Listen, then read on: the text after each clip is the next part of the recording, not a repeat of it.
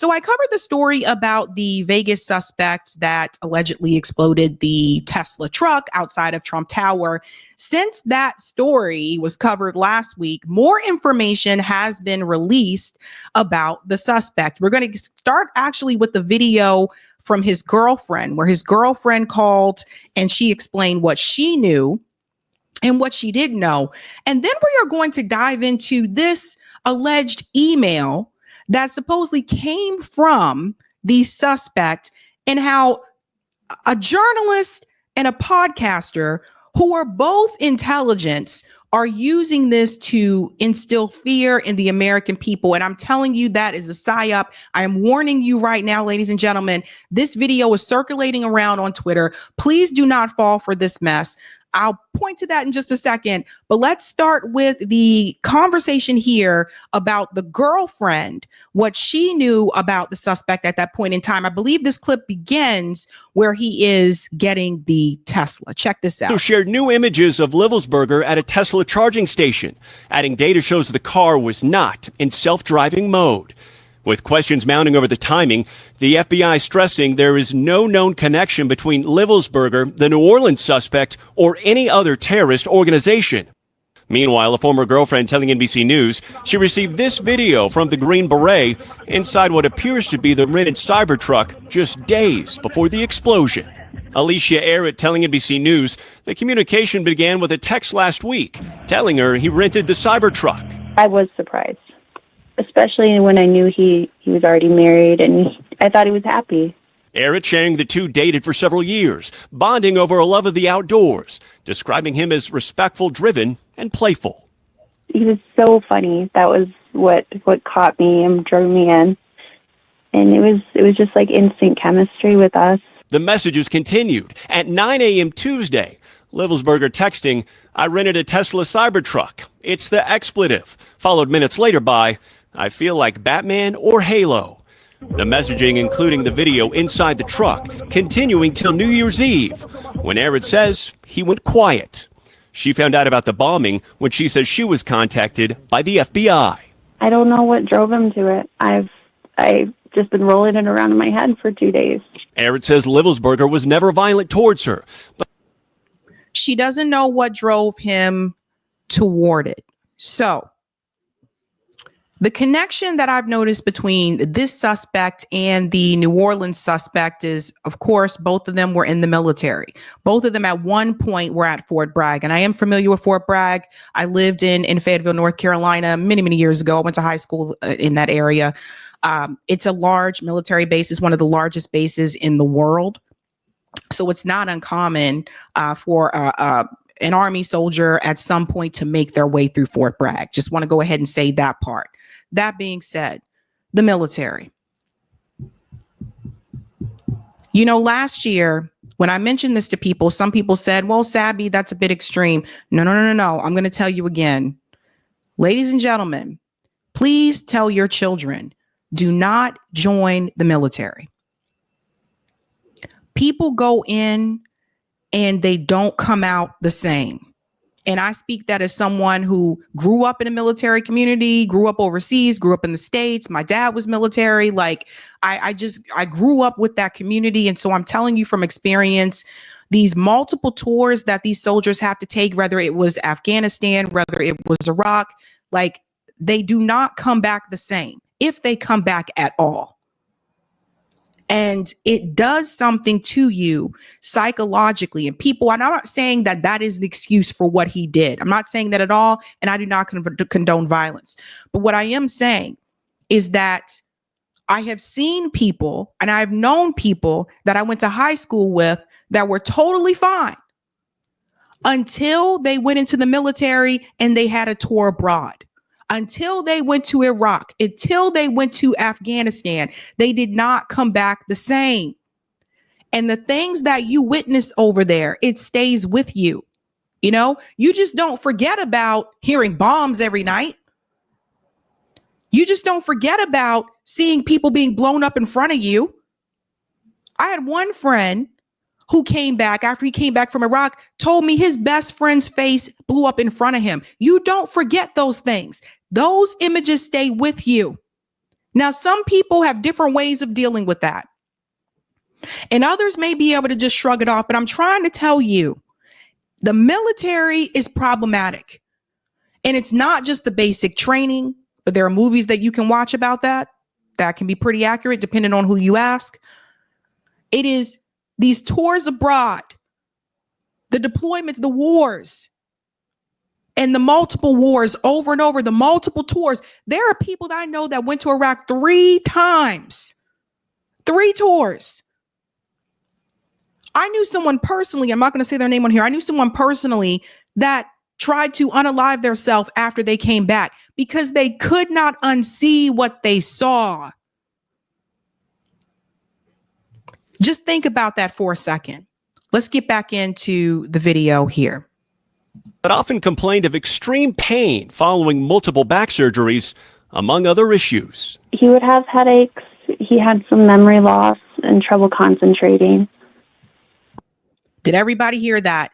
So does this sound familiar? He complained he had severe back pain, he had memory loss, and he had headaches. Where do you think that came from?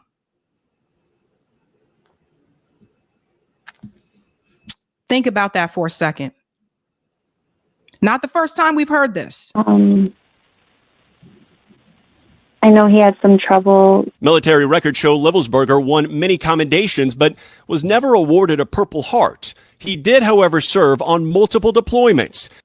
Multiple deployments. What did I tell you? Multiple deployments. Including Afghanistan in 2017, 2018, and 2019. Year after year after year. Afghanistan, 17, 18, and 19. So, just want to say this as well. That does something to you. People may not realize this, but when you come back from combat, it's like you're supposed to just adjust to everyday life as it was before you went there. But that doesn't happen for a lot of people. And for the people who say, go to the VA and they will help you, honey, I got news for you. The VA is so slow. They drag their feet with paperwork. It took my dad almost a decade for the VA to approve his disability. It took almost a decade. The VA is not there for these soldiers when they get back. Now, there's a movie that kind of talked a little bit about this, touched on it a little, and that was Rambo. You see, a lot of times people talk about Rambo, but they don't get back to the fact that Rambo was a soldier that was fighting in the Vietnam War. When he came back to the U.S., he was disliked by people on both sides. People who called him baby killer, and then also people in his unit that were just like, oh, you've gone rogue. You're not a part of us anymore. As if people, they come back here and they no longer hear the screams that they heard. As if people come back here and they no longer hear the bombs. How many times are they waking up in the middle of the night, hearing those bombs, seeing those images over and over and over again? I had a teacher, my math teacher, who served in Vietnam. If you were to drop a book on the floor in the classroom, Mr. B would duck down because he thought it was a bomb. Now, it was years ago. Obviously, you guys know I was not alive during the Vietnam War. This is decades later, and he still had PTSD. Let that sink in. Multiple deployments to Afghanistan. And 2019.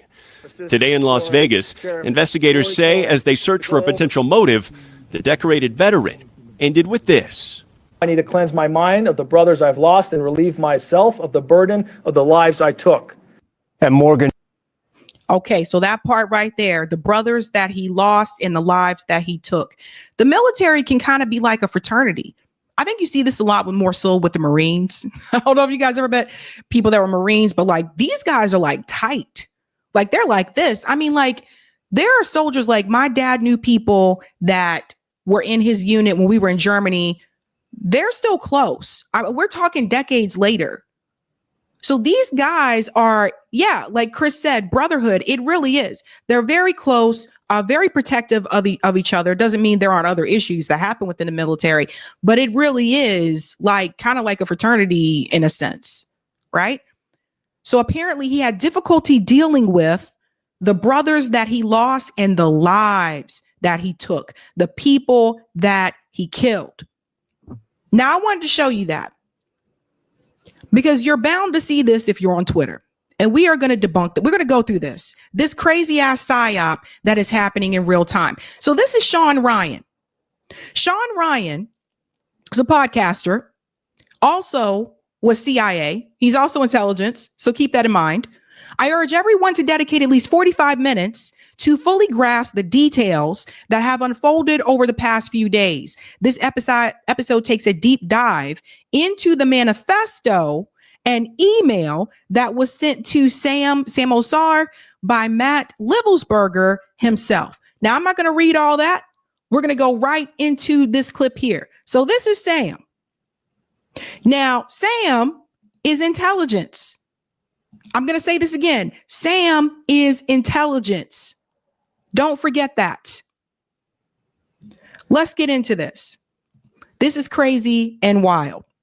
This guy wanted to get in contact with Sean Ryan, so let me get this to Sean Ryan, see if I can get with him. And I had a buddy who knew your producer, and we went from there. But wow. Do you want to read the email? Yep. So this email came in on December 31st at 10:42 a.m. That is Tuesday. He said, in case I do not make it to my decision point or on to the Mexico border, I am sending this now.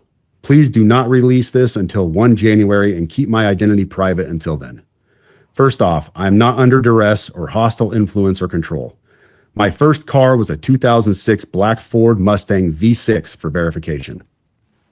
What we have been seeing with drones, he puts that in quotes, he says drones, is the operational use of gravitic propulsion systems powered aircraft by most recently China and the East Coast, but throughout history, the U.S. Pause. So does everybody see what's happening? Okay. So he starts talking about China, and you need to ask this question too. Out of all the people to send this email to, why does it go to him? Why does it go to intelligence? How do we know for sure that this is that? It could be, but I'm just saying, ask these questions, ladies and gentlemen. Out of all the people to send the email to, you send it to intelligence.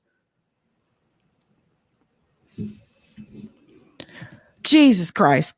Let's go on. Only we in China have this capability. Our OPSEN, that's Operation Center, our OPSEN location for this activity is in the box below. China has been launching them from the Atlantic from submarines for years, but this activity recently has picked up. As of now, it is just a show of force, and they are using it similar to how they used the balloon for SIGINT and ISR, which are also part of the integrated comms system. There are dozens of those balloons in the air at any given time. The so what is because of the speed and stealth of these unmanned aircraft. They are the most dangerous threat to national security that has ever existed. They basically have an unlimited payload capacity and can park it over the White House if they wanted. It's checkmate. U.S. government needs to give the history of this, how we are employing it and weaponizing it, how China is employing them and what the way forward is. China is poised to attack anywhere in the East Coast. I've been followed for over a week now from likely Homeland or FBI, and they are... Pause. So I'm glad you guys aren't falling for this. I see some of the comments in the chat. I'm glad you guys are not falling for this because many people on social media right now are. Now let's put some things together. This email, which is allegedly from the suspect, the Vegas suspect, says that China has capability and they will be striking the East Coast. Does everybody not find this to be a little bit convenient for an intelligence official to receive? Sounds like China fear-mongering to me, right? Even if it wasn't China, it doesn't matter. Listen, think about this for a second. Don't you find it just a little too convenient for intelligence to have received an email from an alleged suspect that says China is going to strike the East Coast? Let me tell you guys something. China not thinking about us. They're not really thinking. We think more about them than they think about us. We need them more than they need us. Because we don't really produce anything here.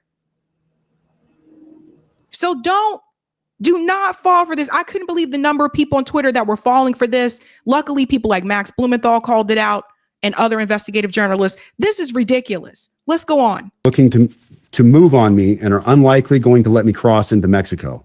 but won't because they know I am armed and I have a massive VBID. Let me pause right there for a second. So he says a massive VBID. When I was talking to the FBI yesterday, they didn't know what a VBID was. I had to explain what that acronym meant, literally. You fucking serious? Dead serious. I said it twice and he goes, you said that word VBID. Can you tell me what that is? For your audience, a VBID, for your audience who has not been in the GWOT for the last 20 years, a VBID is a vehicle-borne improvised explosive device. In layman's terms, a car bomb, what we saw at Trump Tower.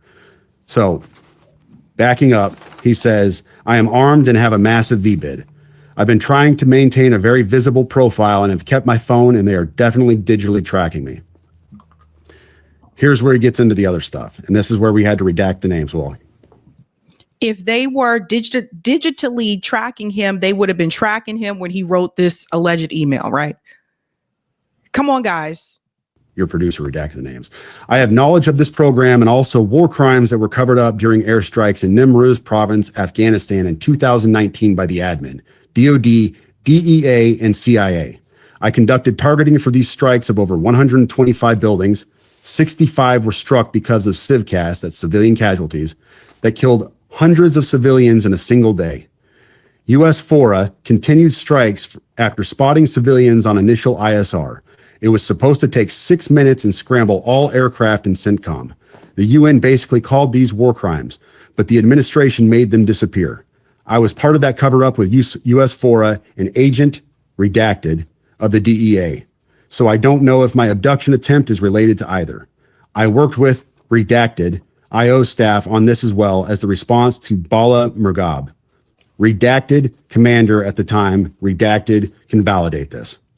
You need to elevate this to the media so we avoid a world war because this is a mutually assured destruction situation. Then he says, for vetting, my LinkedIn is Matt Berg or Matthew Livelsberger, an active duty 18 Zulu out of 110, that's 1st Battalion 10th Special Forces Group. My profile is public. I have an active TSSCI with UAP, USAP access. Now, he is supposedly being tracked.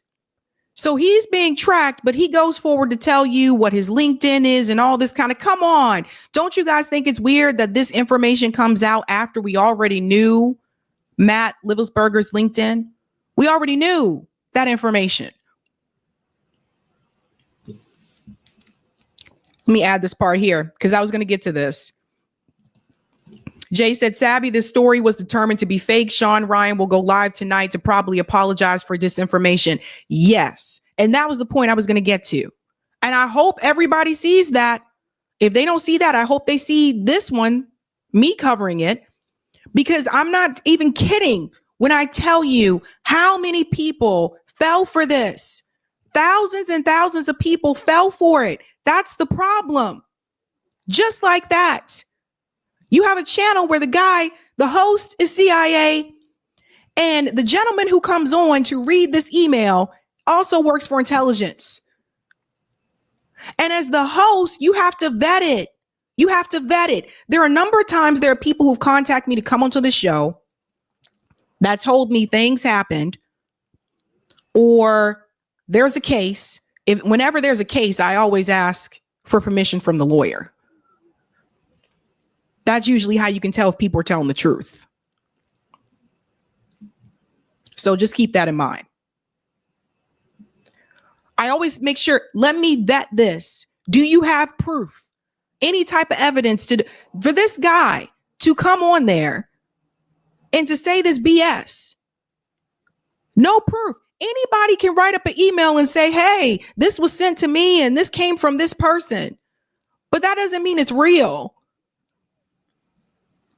I don't know. Like Slimy said, yeah, I fell for that shiz. I know. That's what I'm saying, guys. Like there's little things that you learn to look for. But this was crazy. What is USAP? Do you know what that is? I don't know what that is.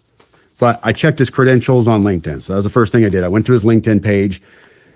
First thing I noticed was all of his bona fides were in place. He has all the UAS training from USASOC and everything else. And so I said, okay, at least the guy knows what he's talking about with drones. After the LinkedIn page was already revealed to the public, we all knew what the LinkedIn page was days ago. Days ago. That was a very rough dig into the guy. But my issue was I couldn't validate or verify any of this information. And I told him that. And how I responded to him couldn't verify any of this information. was in a subsequent email. I said, this is obviously a very big deal, but I don't have anything to verify this information with. Talking about gravitic propulsion systems without evidence just makes me another UFO talking head. Like, I'm not going to go on my social media page and start talking about UFOs and anti-gravity systems and everything. I don't know what you're talking about. I can't. And he said, can I get on Fox News Contact on Signal as well as Sean's show? Hegseth would be good too. That was his last message to me. Wow. Yeah. You know, See, this is where I'm sorry. This is where, as the host, you have to, there's just, and it gets crazier because here we go. This is a mistake with Sean. This is a mistake. Max Blumenthal called it out. The hucksters who acquired the Cybertruck bomber manifesto exploit the opportunity to push war on Iran, mass surveillance, and more domestic militarization. The Bush era redux, by fear-mongering about Iranian man pads and invisible bombs flooding across the border with obviously bogus sources.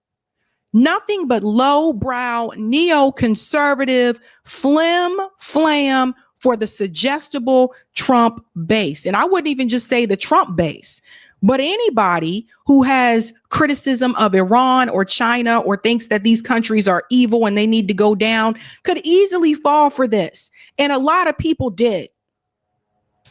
He goes on to say that this is the crazy part. Listen to this. Intelligence officer reveals new details on the southern border and Iranian missiles being smuggled into the United States. Guys, I can't even make this up. I think we get to, where am I here? 18 inside the United. So I'm saying this with, you can decide to use this or cut it out.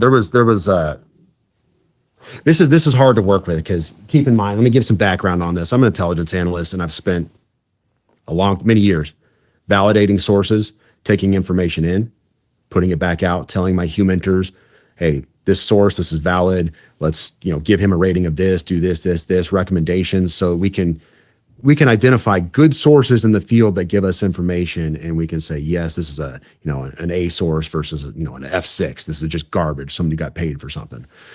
Intelligence official who has spent time validating sources. Yes, you are right, Jay. Wow. I still work in intelligence. I'm an intelligence officer. I work for a nonprofit. We Remnant Ministries out of Texas. In fact, the website is in my bio on X. Why is he on the show? He still works in intelligence. It's not like this guy worked in intelligence and he became a whistleblower like Scott Ritter. He still works there. Why is he there on the show? You cannot make this up. I work for Dr. Pete Chambers, Green Beret. And we were involved in counter-human trafficking along with just providing ministry to all kinds of stuff. Border operations. Most recently, we've been involved in West North Carolina a great deal. And we had some confirmed reporting through two solid sources. And this is where I have to be very iffy. And I told him in the car, and he can tell you offline, I cannot say this on the air, but we had two solid sources, one south of the border and then one from an element within our own government that confirmed independently of each other that some Iranian-made man pads, so surface-to-air missiles, had come across the border. We had the location and everything else. Well, Doc, that's what he goes by, Doc Chambers, he put this out on a podcast, and I was very emphatic, like, this is not stuff that I like to put on social media. Mm-hmm. I'm an intel guy by trade. This stuff is not for social media consumption. We got this to Secret Service. We did the whole the whole gamut and got everything pushed to them. And that's why Trump was pushing a lot of this stuff out when he was, because we had told the Secret Service and they had the reporting and everything else. But we have not, to my knowledge, have not recovered those man pads. Now, I'm not privy to that, but what I do know we have done is we have apprehended the couriers on a second run of theirs, and we have local law enforcement got together with federal law enforcement and rolled up the safe house in, I will not say that on this show, but they rolled up the safe house where it was, and we have since identified what that issue was on the border. Okay, couple of things. First, he said, I'm not going to put that information on social media. Not safe to do that, but it was safe for you to go onto the show and talk about it, right? These so-called Iranian man pads. I told you guys when both of these stories were reported, the Vegas story and the New Orleans story, I told you that they were going to try to use this as an excuse to blame Iran or China. Looks like he's doing a little bit of both here.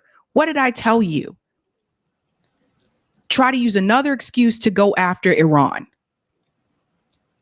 Now, this guy, the intelligence guy, Sam, he's doing what they do.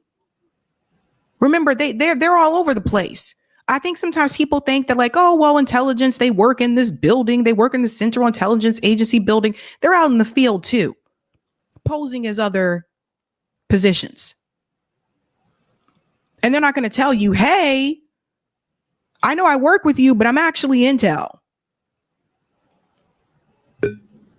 So this guy comes onto the show, and I just say to myself, like to Sean, who's was also CIA, it is a dangerous message to send that to your audience. No proof of that at all. No proof of that at all.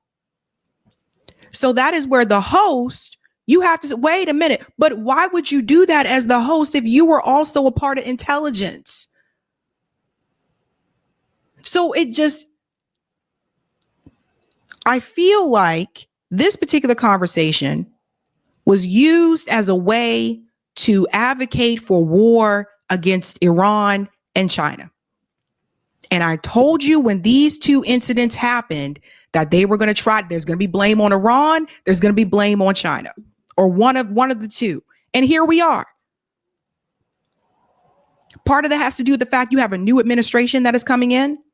Donald Trump's been really vocal about the Ukraine war, saying like, we got to get to a deal. He didn't start new wars under his prior presidency. He didn't start new wars, but he did participate in drone strikes, etc.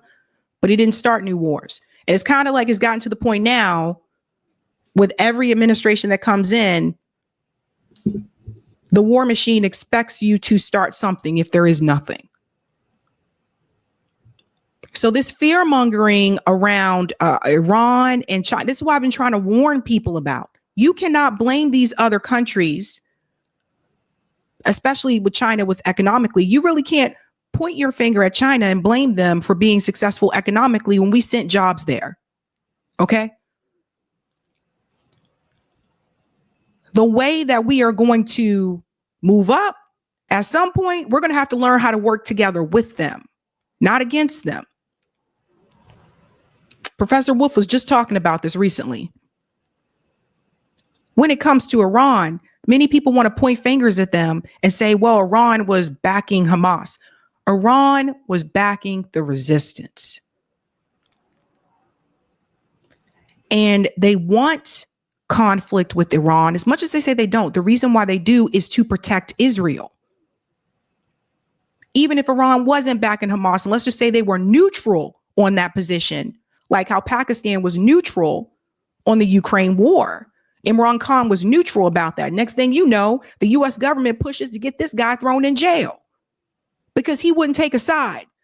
So even if Iran was neutral and said, no, I'm not going to support Israel or Gaza, I'm not going to back either side, they would still find a reason to go after them. If you're not going along with their wars, if you're not complicit with it, and this whole idea that you have to protect Israel, this is insane. It's insane how nothing else matters to our foreign policy but making sure that Israel is safe and that Russia and China go down. The Zionists lost the narrative, folks. They lost the narrative after October 7th. Israel's reputation has been destroyed across the world. I don't think there's coming back from that. When we get to the New York Post story, you'll see what I'm talking about. All the things that they're trying to do to help Israel, to help the reputation. Now it's less put the fear out there about more and more so about Iran and about Islam, etc. So this will help Israel in the end. I don't think Israel will ever get back the support that they had from people. I don't think they'll ever get that back. So they're trying all these other things. We'll go on just a little bit more here. Now, let me just. Where did they come through? They came through an actual point of entry, in a legal point of entry along the border. I'd have to pull up the original reporting, but we had the actual. So we now have Iranian missiles. Who knows how many and inside the United States? This is so dangerous. This has not been verified. And a lot of people saw this show, by the way. If you look at the podcast on YouTube, a lot of people saw it. This has not been verified. You don't know if that's true or not. I'm calling it false. But again, they're trying to instill fear in the American people.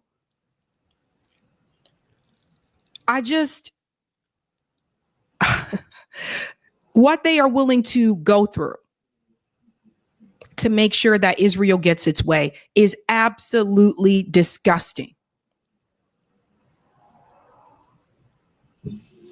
Don't fall for this, ladies and gentlemen. And I'll show you here as well. There were a number of people that were responding. I mean, luckily, Max Blumenthal caught this very quickly. And he responded and was like, what the heck is this? He's like, no. This one here, face the truth. Iranian man pads enters just like that into the U.S. They know they couldn't recover the man pads even after apprehending the couriers. So we know it's Iranian stuff, but can confirm where are the stuff. LOL, who buys this shit, making it up to frame someone without concrete proof. The odd man out. These content creators who have millions of followers are to be looked upon with the greatest scrutiny. The real deep state would have killed to have that ability a couple of decades ago. Not only can they divide the public like they used to with network TV, but now subdivide us into numerous categories. So I sincerely hope more people are not falling for that. If Sean is going to issue a correction, great. I applaud that. I hope that happens and very soon. However, that being said, the message had already went out. Over 20,000 people liked it, you guys. That's just one of them. He posted multiple tweets with different clips of that interview where thousands and thousands of people liked and retweeted it and didn't question it. So just as much as I tell you, like, we have to be careful with corporate media, we have to be careful with some of these podcasts on YouTube too. That's a dangerous message. And again, don't fall for it. Hey guys, this was a Sabby clip. If you like what you saw, hit that like button and subscribe.